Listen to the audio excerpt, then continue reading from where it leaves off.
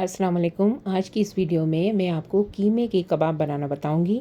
ईद उल अज़हा के फ़ौरन बाद गोश्त की बहुत सारी आइटम्स बनती हैं, तो कीमे के कबाब बनाना बहुत आसान है। इस रेसिपी को आप केयरफुली देखेंगे तो आपको बिल्कुल भी मुश्किल नहीं होने वाली।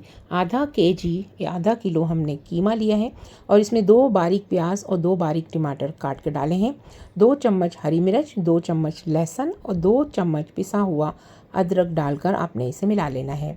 ये खुश्क मसाला है, इसमें ड्राई मेथी, गरम मसाला, चने के आटे के 3 चम्मच और धनिया पाउडर 2 चम्मच ये आपने डाल देना है। क्वांटिटी आपको नज़र आ रही है। इसमें मैं ग्राइंड कर रही हूँ इस वक्त ज़ीरा और अजवाइन एक एक चम्मच लेकर मैंने इसमें ये जो मेरे पास हैंड ग्राइंडर है इससे मैं ग्राइंड करके मैंने डाल दी है। ये एट अ टाइम ग्राइंड होता है तो खुशबू बहुत अच्छी सामने आती है। ये तमाम चारों चीज़ों को और जो 2 ग्राइंड की इन सब चीज़ों को मिलाकर आपने इसमें डाल देना है।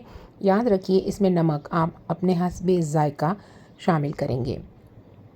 ये रेड चिली जो है आपको नज़र आ रही है आधी कुटी हुई है, इसके भी 2 चम्मच मैंने इसमें शामिल किए हैं। इसको अच्छी तरह मिलाने के बाद आपने इसकी कबाब बना लेनी है।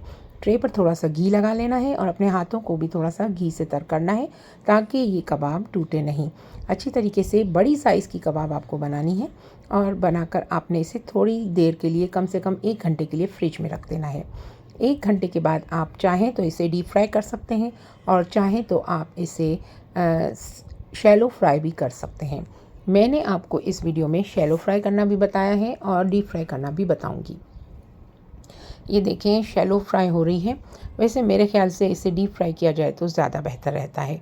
तो मैंने दोनों एक्सपीरियंसेस किए और दोनों एक्सपीरियंस में मुझे शैलो फ्राई से ज़्यादा डीप फ्राई अच्छी लगी। आपको कबाब कैसी लगी मुझे कमेंट ज़रूर करके बताइएगा।